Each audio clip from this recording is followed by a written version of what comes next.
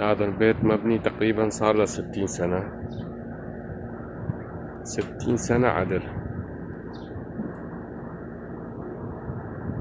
جدي بناه وتربوا خوالي وأمي وخالاتي، بعدين جينا احنا وراهم. هسه أنا عمري 40 سنة.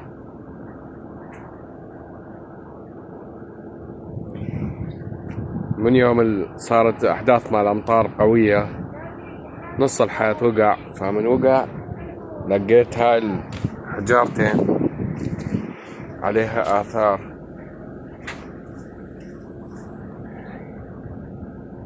احنا منطقتنا يعني في زمنها حسب ما جدي كان يحكي كان اكو ذيابة كلاب كان عندهم، عاد ما ادري رجلين مال كلب هذا مال ذيب ما اعرف.